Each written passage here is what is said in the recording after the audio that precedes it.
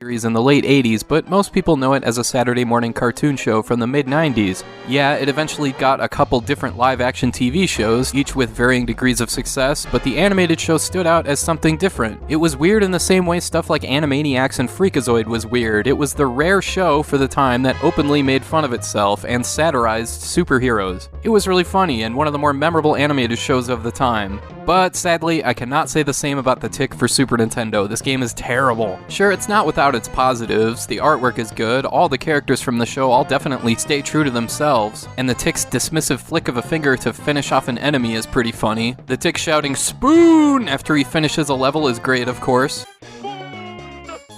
All told, the show's universe is represented well here, and hey, the game was developed by Software Creations, the same people behind the Spider-Man SNES games and stuff like Plock. But there's some major flaws with this one, most of which have to do with the way the game is structured. You start out on top of a bus, beating up ninjas. You can throw ninjas off, which is nice, but one wrong move and you fall off. That's a life lost. This goes on and on until you're taken to a 2D platforming stage where stuff is coming at you from off-screen that you barely have enough time to dodge. Seriously, having projectiles coming at you from off-screen is one of the absolute worst things you can do in a game. It sucks. Now, if you get hit here and happen to miss your jump and fall, you end up in a boss fight against the running guy, and that's basically unwinnable. You have to time your attack absolutely perfectly by the millisecond and by the pixel. So yeah, in other words, don't fall off the buildings. Structural problems aside, the game is just such a slog to play through. The first section of the game is titled Nights of a Million Zillion Ninjas, and it's no exaggeration. These levels just go on and on and on and on with the same enemies over and over. The A button punches, Y kicks, X summons Arthur for a clear screen attack, and there's power-ups you can pick up that get other characters involved like Paul the Samurai, American Maid, Oedipus, and Deflator Mouse. But it's purely a cosmetic thing. They don't really add anything to the actual gameplay. There are a couple special moves you can do, but they definitely aren't unlike anything you'd see in any other beat-em-up.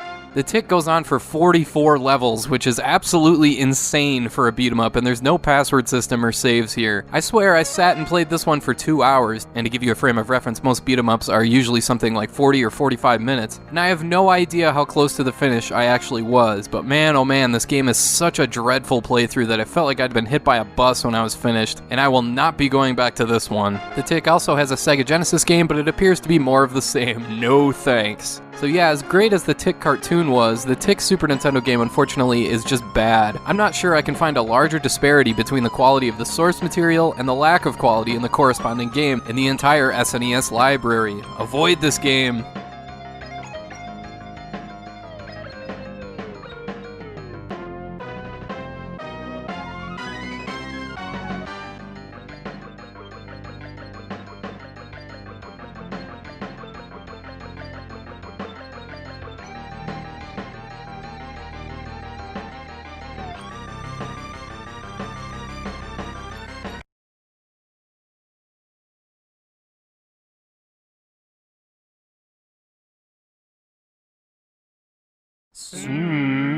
That's drunk. There are seemingly hundreds of 2D side-scrolling action platformers on the Super Nintendo, and of course not all of them can be top-shelf stuff like Mario World, or Kirby Superstar, or Mega Man X, or whatever. Most of them end up being bound to some pre-existing source material for better or for worse. Development team Probe Entertainment is no stranger to this, cranking out movie adaptations for all sorts of Super Nintendo games ranging from Stargate and Alien 3, which are both halfway decent, to The Incredible Hulk and Batman Forever, which both are not so good. So here we have another film-to-game adaptation with Judge Dredd, the 1995 edition featuring Sylvester Stallone, obviously, and not the 2012 adaptation with Carl Urban. And the context here is similar to the games that I just mentioned, and by that I mean this game can only be as interesting or as unique as its source material. And to its credit, Judge Dredd, which was originally created as a graphic novel, does have a couple interesting things that make it stand out a bit. At first glance, though, this game looks, sounds, and plays a hell of a lot like another film-based game starring Sylvester Stallone, Demolition Man. The side-scrolling stages are similar in that the size, speed, and range of motion of your Stallone sprite feels the same, but that's about where the similarities end. Sure, you run to the right and shoot stuff and pick up power-ups and all that, but in Judge Dredd, the game is structured in a series of missions, some optional and some required to finish the level. See, this game takes place in 2139 AD, and Judge Dredd acts as judge, jury, and executioner when going after all the bad guys here, but there are some missions that require Judge Dredd to merely arrest these dudes, not shoot them. You do that by using physical attacks instead of just blowing them away. Some enemies are tougher to arrest than others, but you're rewarded for doing this since most arrestees will drop some kind of item, as opposed to just blowing them away and getting nothing. To give a couple of examples of some main objectives you have to complete, there's the Cursed Earth stage where there's a prison riot and you have to get to 15 different computer terminals and lock down all the doors before fighting the riot ringleader boss. After that stage, Judge Dredd is framed for murder. I mean a murder of a civilian. Never mind all the criminals you're gunning down, I guess they don't count. But yeah, after you lock down the prison and go to leave, your shuttle is shot down and you gotta look for clues that can prove your innocence. What's nice here is that if you ever get lost or confused, you can consult a computer console unit that will tell you your mission status, and also give you some stats, which is a nice touch. There is a password system here as well, and that's really handy because this is a long playthrough. So the mission structure here is cool, and the controls are good enough. There's a run function here, which is nice, and you can climb, crawl, hang from ledges to get around obstacles. There's a surprising amount of functionality here, and there's plenty of weapons here too. Everything from ricochet or heat-sinking missiles to grenades, to even stuff like an anti-gravity belt, which allows you to fly around for a short period of time. The game is pretty strict with ammo, however, so keep that in mind. And again, that's what's supposed to give you an incentive to arrest people instead of just eliminate them entirely, because they'll usually drop some ammo. The main flaw here, in case you haven't noticed from the footage, is the camera. This one takes a while to get used to playing, because at first you'd want to approach it like Contra, right? But the thing is, the camera is really sensitive, annoyingly so it's always jostling around and it gets really disorienting. I wouldn't call it game-breaking, but it is something you gotta get used to. The visual style of this one should be commended, if only for being so closely related to the source material. There's 12 total levels here, and 7 of the backgrounds of those levels were created by digitizing sets from the film, while the other 5 levels use backgrounds based on the graphic novel, so that's pretty cool. My main gripe with the design here, though, are these frickin' ladders. I swear, the first time I played this, I wandered around for like 5 minutes not knowing where the hell to go before I finally realized this was a ladder. So hopefully I just saved some of you out there some anguish. Yeah, you see these goofy looking things here? That is a ladder. Other than that, the level design here is pretty good, featuring lots of room to allow Judge Dredd to do his thing, and there's even a rail shooter stage here, thrown in just for fun, I guess. Judge Dredd was one of those games that got a release on all sorts of other systems in addition to the SNES, everything from Sega Genesis to Game Boy to Game Gear to PC, but just strictly comparing the Super Nintendo and Genesis editions, the SNES version is a lot more player-friendly. Sure, they look similar, but for whatever reason, the controls in the Genesis edition are terrible. The jumping is incredibly wonky, and trying to use physical attacks is more trouble than it's worth. So yeah, Judge Dredd is a surprise. No, it's not as good as something like Mega Man X, obviously, or even something like Phantom 2040, but it's a notch better than stuff like Alien 3, Demolition Man, or the aforementioned Stargate. Yeah, the camera movement gets annoying, but once you get a handle on the controls and once you realize these are ladders, then Judge Dredd is a pretty good playthrough, and it's a great representation of its source material. And I want to thank you for watching, and I hope you have a great rest of your day.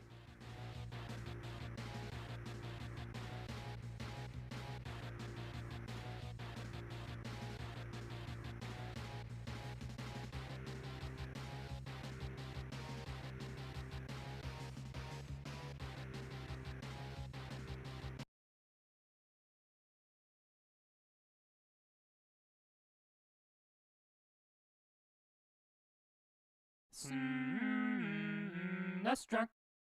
It's just about impossible to talk about action role-playing games without getting into an argument about what an action RPG is. Here's a quick distinction a surprising amount of people miss. Action implies real-time combat. Games like Final Fantasy VI, Chrono Trigger, Earthbound, Mario RPG, and the like are turn-based role-playing games, while the action genre includes games like Secret of Mana, Illusion of Gaia, and Shadowrun. Also, since role-playing games include experience points and stats, I'm not going to include games like Link to the Past. Super Derek said it best, some games are more RPGs than others. It's a spectrum of sorts, and Link to the Past, ActRaiser, Legend of the Mystical Ninja, and such do not place far enough on the RPG spectrum to make this video. Yes, there are tons of games with action elements and role-playing elements. Hell, we could split hairs until we decide freaking Sterling Sharp end-to-end football is an action RPG, so let's not get bogged down on that. Let's just take a quick look at the most RPG-ish action games, so to speak, going in alphabetical order. And the Super Famicom games I'm including all have English patches. If I skipped that game, it means there's no English patch available. Now this is a perfect example of what I mean by action RPG, Alcahest. It was only released in Japan, but it's hack and slash beat 'em up mechanics from a top-down viewpoint, unlocking new areas as you find items and defeat enemies. It's a simple structure. You need to go in this cave, so you gotta find the air mask. Once you get that, then you need a torch to see, then you need ice boots to walk over lava. You get the idea. There's 5 allies you can find and partner up with that complement your sword attacks with magic, which is great. What's interesting here is that the point system isn't for experience points or levels, but for continues, so that's a bit different. Alcahest is a short playthrough, but it's well worth playing today for its simple and straightforward nature. Brainlord is definitely more of an adventure title than an RPG, but in my opinion there are enough RPG elements here for it to place on this video. Brainlord stands out because it's a puzzle-heavy game. Sure, there's only 5 dungeons, but holy crap, they are huge, so you'll definitely get your money's worth with this one. There's the usual upgradable weapons, armor, and magic here, but there's also these jades you collect that contain fairies which fly near you to help you out with enemies. There's 9 total, all with their own special ability like water or lightning, and they level up on their own when they collect these blue spheres. Brainlord can get frustrating, but its positives outweigh the negatives, and it's worth checking out.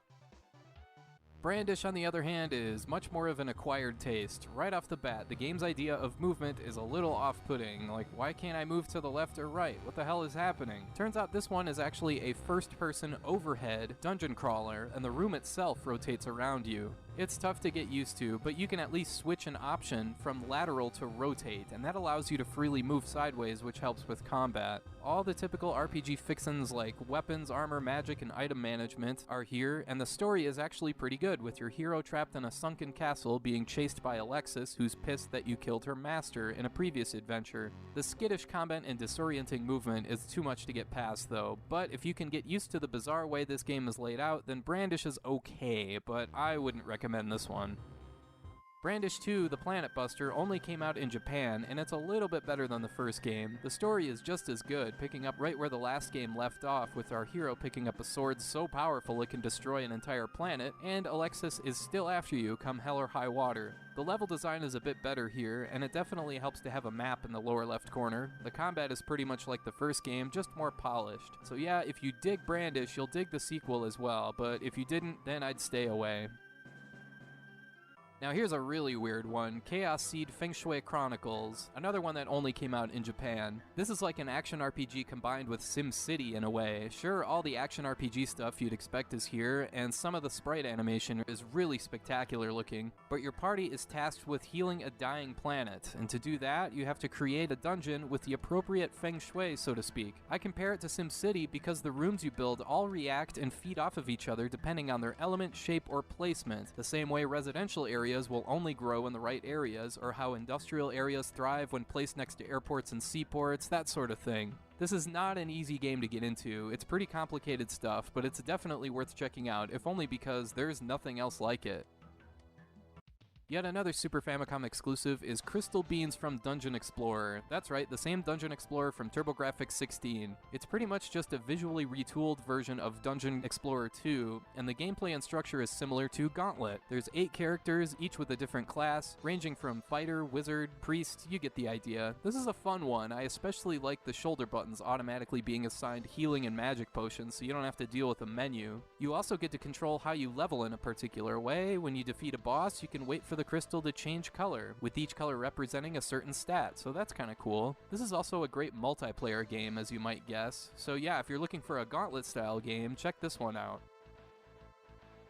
Draken was originally made for the Amiga and Atari ST, but unfortunately the Super Nintendo port came very early on in the system's lifespan, and the resulting game is a complete mess. It's extremely limited, as you might guess. The combat has you set the behavior of each of your 4 party members in the lower right corner on the screen, but by the time actual combat starts, they just kinda scurry out there and act on their own, helplessly flailing away at enemies. And sometimes you run into unwinnable battles, even within the first 10 minutes of the game. The first-person exploration is a neat idea, but the execution is cumbersome. If you're gonna play Draken, don't do it on Super Nintendo. It's awful.